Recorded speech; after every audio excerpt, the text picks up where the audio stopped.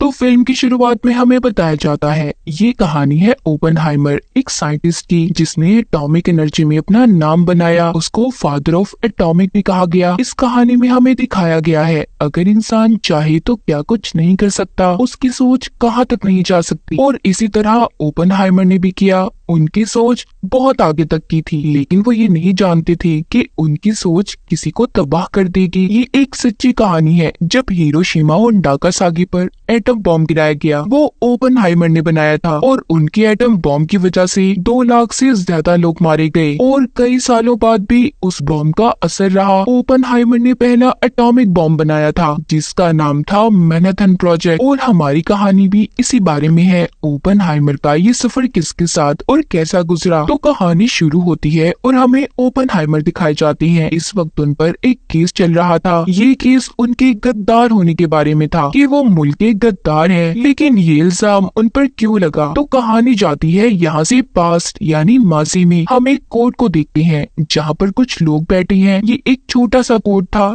जहाँ पर ना तो कोई पब्लिशर था और ना ही प्रेस ना पब्लिक थी। इस केस में ये बताया जा रहा था कि ओपेनहाइमर को सिक्योरिटी क्लियरेंस मिलनी चाहिए या नहीं, यानी कि उन पर जो इल्जाम था कि 6 अगस्त 1945 को हिरोशिमा नागासाकी पर बॉम्ब गिराया गया और उस बॉम्ब को बनाने में उन्हें का हाथ था। जैसा कि हमें पता है वो बॉम्ब ओपेनहाइमर ने ही बनाया था। उनसे पूछा जाता है क्या बचपन से ही आप ऐसे तबाही दिमाग वाले थे? तो यहाँ से कहानी जाती है पास्ट माजी में, जब ओपेनहाइमर ने अपना ये सफर शुरू किया। उनकी कॉलेज के टाइम में चली जाती है। क्लास में जब केमिस्ट्री के टीचर उन्हें पढ़ा रहे थे, उनका ज्यादा ध्यान नहीं था क्योंकि उनके दिमाग में एटॉमिक एनर्जी घूम रही थी। तो टीचर पूछते हैं कि तुम्हारा ध्यान कहाँ पर है? वो बताते हैं मैंने फिजिक्स के लेक्चर लेने जाना है जो मेरे लिए बहुत ज्यादा जरूरी है। यहाँ पर हमें पता चलता है कि ओपेनहाइमर की दिलचस्पी फिजिक्स में बहुत थी, पर तभी क्लास में काम के दौरान उनके हाथ से कुछ केमिकल्स की बोतल गिर जाती है। ओपेनहाइमर के टीचर कहते हैं कि अब तुम्हारी ये सजा है, तुम यहीं पर रहकर सभी बोतल्स को एक साथ रखोगे। और बाकी के लोग फिजिक्स का लेक्चर सुनने चले जाते हैं, जिनमें उनके टीचर भी शामिल थे जो उस वक्त के बेहतरीन फिजिक्स के टीचर दे रहे थे। ओपेनहाइमर जिनको सबसे ज्यादा जल्दी थी, उन्हें क्लास में ही रोक लिया गया था। तभी काम करते हुए ओपेनहाइमर को गुस्सा आ जाता है। उन्हें वहाँ पर एक जहर की शीशी मिलती है जिसको लेकर वो अपने टीचर के सेब में एक इंजेक्शन के जरिए भर देते हैं, क्योंकि उनके टीचर ने इन्हें सजा दी थी और जल्दी से खुद भी बारिश में भीगते हुए लेक्चर लेने पहुँच गए थे। वहाँ पर जब फिजिक्स के टीचर अपना लेक्चर खत्म कर चुके थे तो सबसे पूछते हैं क्या किसी का कोई सवाल है मेरी बातों के मुताबिक एटॉमिक एनर्जी के बारे में? तो ओपेनहाइमर उनसे सवाल पूछते हैं। ये अब उनकी किस्मत थी या फिर कुछ और? अगले दिन ओपेनहाइमर को अकेले क्लास में बुलाया जाता है जहाँ पर उस फिजिक्स के टीचर के साथ उनके अपने टीचर भी खड़े थे और जिस सेब में उन्होंने जहर मिलाया था वो उस फिजिक्स के टीचर के हाथ में था। वो ओपेनहाइमर से कहते हैं देखो तुम्हारा दिमाग मैं जान चुका हूँ बहुत तेज चलता है, फिजिक्स क्वांटम में बहुत आगे हो, मगर हाँ तुम्हारी कुछ थ्योरीज कमजोर है। मैं चाहता हूँ तुम अपनी थ्योरीज को थोड़ा मजबूत अच्छा करो। यहाँ से कहीं दूर जाकर मैं अभी भी तुम में एक काबिल आदमी देख सकता हूँ। मैं तुम्हें एक कॉलेज का नाम बताता हूँ, तुम वहाँ पर जाकर एक टीचर से मिलो, वो तुम्हें बताएंगे कि कैसे थ्योरीज को अच्छा किया जा सकता है और तुम कैसे आगे बढ़ोगे। क्योंकि उस वक्त फिजिक्स के बारे में कोई इतना अच्छा और इतना ज्यादा नहीं जानता था। ये बहुत बड़ी बात थी जो बात सिर्फ ओपेनहाइमर के अंदर नजर आती थी। उस वक्त के लोग एनर्जी, एटम बॉम्ब, इन चीजों में भी ज्यादा दिलचस्पी नहीं लिया करते थे। ओपेनहाइमर रशियन थे मगर फिर भी फिजिक्स में दिलचस्पी की वजह से वो अमेरिका शिफ्ट हो गए थे, क्योंकि वो जानते थे यहाँ से आगे उनकी मंजिल है। तो यहाँ पर हमें कभी पास्ट और कभी प्रेजेंट का सीन दिखाया जाएगा, यानी कि कभी कोर्ट का और कभी ओपेनहाइमर की जिंदगी का, कि उन्होंने इस बॉम्ब को बनाने का सफर कैसे किया और उन पर जो इल्जाम लगा है उसको वो कैसे खत्म कर रहे हैं। क्योंकि उस वक्त अमेरिका और रशिया में बिल्कुल भी नहीं बना करती थी। इनकी मेन कड़ी थी कम्युनिस्ट, जो इन दोनों मुल्कों के दरमियान में झगड़े को बढ़ाने का काम क्या करते थे। यहीं पर पार्टी में एक दिन ओपेनहाइमर की मुलाकात एक लड़की से होती है जिसका नाम जीन था, जो एक कम्युनिस्ट थी। जीन जो कि ओपेनहाइमर की फिजिक्स पर फिदा थी। वो जान चुकी थी कि अगर आगे कुछ बड़ा होगा तो वो ओपेनहाइमर ही करेगा। कुछ दिन के बाद ओपेनहाइमर की मुलाकात एक साइंटिस्ट से होती है जो एटॉमिक बॉम्ब पर रिसर्च कर रहे थे। यहाँ पर ओपेनहाइमर की कुछ थ्योरीज फेल हो जाती हैं और फिजिक्स के तजुर्बे कामयाब हो रहे थे। उनको इन्हीं चीजों पर रिसर्च करते हुए काफी साल गुजर जाते हैं। इसी दौरान उन्होंने एक कॉलेज में फिजिक्स क्वांटम को भी पढ़ाया। ओपेनहाइमर ने अपनी जिंदगी के बहुत से साल फिजिक्स के तजुर्बों में गुजार दिए थे। फिर आगे ओपेनहाइमर की मुलाकात किटी नाम की लड़की से होती है। उन दोनों की काफी अच्छी दोस्ती हो गई थी। ओपेनहाइमर और किटी की शादी हो जाती है, मगर ओपेनहाइमर के दिल में अभी भी जीन थी। वो उससे जाकर मिला भी करते थे। एक दिन जीन ओपेनहाइमर से कहती है कि तुम मेरे पास ही रुक जाओ, मुझे तुम्हारी बहुत जरूरत है। मगर ओपेनहाइमर ने उसे समझाया कि मेरी शादी हो गई है और अब मैं आइंदा तुमसे नहीं मिलूंगा।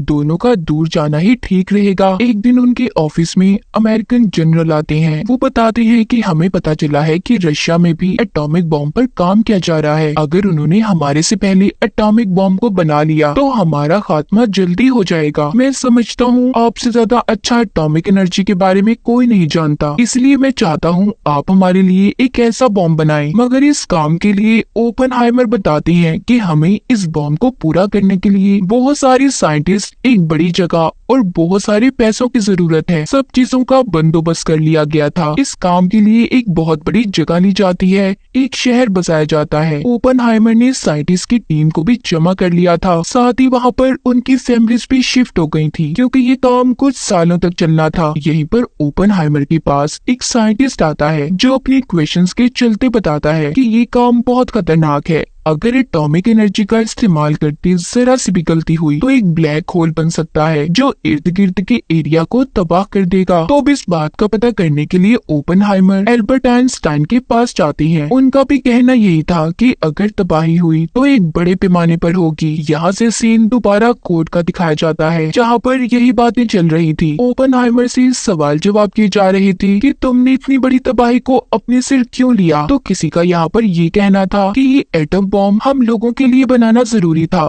अगर हम ऐसा ना करते तो दुश्मन मुल्क हमें तबाह कर देता। सीन दोबारा से पास्ट यानी माजी का दिखाया जाता है जहाँ पर इस बॉम्ब को बनाने के लिए इन्हें 4 साल लगे थे, बहुत से लोगों की मेहनत और ढेरों पैसे। इसी बीच ओपेनहाइमर को ये भी खबर मिलती है कि जीन की मौत हो गई है, जिसका उन्हें बहुत दुख हुआ था क्योंकि जीन ने इन्हें कहा था कि मुझे तुम्हारी जरूरत है, तो मेरे साथ ही आकर रहो। ये वक्त ओपेनहाइमर के लिए बहुत मुश्किल था। एटम बॉम्ब बनने वाला था और जीन की मौत का सदमा इनके दिल में था, मगर फिर भी इन्होंने हिम्मत से काम लिया और अपने काम को जारी रखा। तभी यहाँ पर वही साइंटिस्ट जिसने ब्लैक होल के बारे में बताया था इन्हें हाइड्रोजन के इस्तेमाल का मशवरा देता है, जो कि एटॉमिक एनर्जी से 1000 गुना ताकतवर है। तब ओपेनहाइमर इस बात पर बहुत सोचते हैं। उन्हें ये बात समझ आ गई थी कि अगर उन्होंने हाइड्रोजन का इस्तेमाल करके बॉम्ब को बनाया तो बाकी के मुल्क भी ऐसे बॉम्ब को बना सकते हैं, और अगर कभी वर्ल्ड वॉर 3 या इनके मुल्कों के दरमियान में तीसरी जंग छिड़ गई तो सब कुछ तबाह हो जाएगा, पूरी दुनिया धूल में उड़ जाएगी। इसीलिए वो हाइड्रोजन के इस्तेमाल से मना कर देते हैं, मगर हाँ उस साइंटिस्ट से ये वादा करते हैं कि वो आने वाले कल में उससे जरूर मशवरा लेंगे। इनका बॉम्ब पूरा हो चुका था जिसको अब टेस्ट किया जाना था। पहले टेस्ट में ही बहुत बड़ा धमाका होता है, इतना बड़ा कि इनके सर से टोपियां तक उछल गई थी। अब अगला काम ये था कि इस बॉम्ब को गिराना किस पर है, इसलिए ये कानून इन्होंने अपने प्रेसिडेंट से पास करवाना था। इस वक्त रशिया भी एक बड़ी ताकत थी और अमेरिका भी इसमें कमजोर था, तो जापान प्रेसिडेंट को अपना शिकार जापान नजर आ रहा था। तो ये वहाँ की 16 जगहों को पॉइंट आउट करते हैं। इनमें से इन्होंने एक जगह को चुना था और वो नाम आता है हिरोशिमा नागासाकी का। अब इनके बॉम्ब का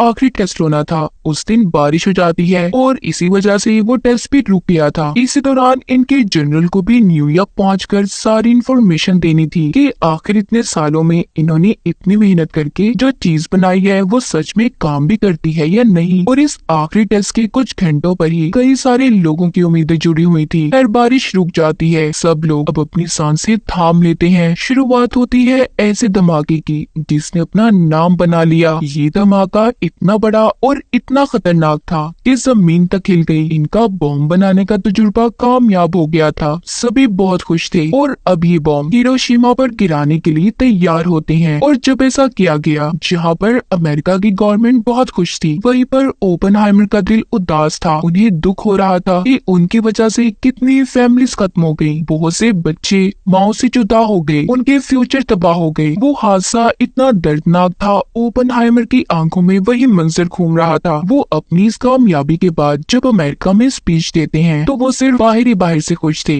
मगर अंदर से वो बहुत उदास थे। उन्हें अपनी हर तरफ लाशें नजर आ रही थी। जिसके बाद उनकी मुलाकात अमेरिका के प्रेसिडेंट से होती है। ओपेनहाइमर कहते हैं, देखिए हमने इस बॉम्ब की प्रोडक्शन तो कर ली, लेकिन हमें यहीं पर इसको रोक देना चाहिए। अगर हमने इसको यहीं पर ना रोका तो दूसरे मुल्क भी ऐसा ही करेंगे, पूरी दुनिया तबाह हो जाएगी, इसका सारा इल्जाम मुझ पर आएगा। प्रेसिडेंट कहते हैं, देखो ये बॉम्ब तुमने नहीं बल्कि हमने गिराया है। फ्यूचर यानी कि आने वाले कल में भी इस पर काम होता रहेगा। अपनी इन कामयाबियों की वजह से ओपेनहाइमर बहुत ज्यादा मशहूर तो हो गए थे, मगर यहीं पर उन्होंने अपनी इस काम को रोक दिया। यहाँ से कहानी कोर्ट में जाती है, जहाँ पर पुलिस वाले बहुत से साइंटिस्ट इस बात पर दलीलें दे रहे थे कि आखिर कौन कौन कैसे इस बॉम्ब को बनाने वाले प्रोजेक्ट में जुड़ा हुआ था। और यही वजह थी जब ओपेनहाइमर ने और भी बॉम्ब बनाने से इनकार किया तो उन्हें मुल्क का गद्दार कहकर इन्हें केस में फंसा दिया गया। यहाँ पर सबकी ओपेनहाइमर के बारे में यही सोच थी कि उनका दिमाग इतना तेज कैसे चला कि उन्होंने दुनिया को तबाह करने का बहुत बड़ा हथियार बना लिया। दरअसल यहाँ पर ओपेनहाइमर को फंसाने में एक साइंटिस्ट लेविस की चाल थी, जो शुरू से चाहता था कि ओपेनहाइमर उनके साथ हाइड्रोजन पर मिलकर काम करे, मगर उन्होंने उसके साथ काम करने से इनकार कर दिया क्योंकि वो जानते थे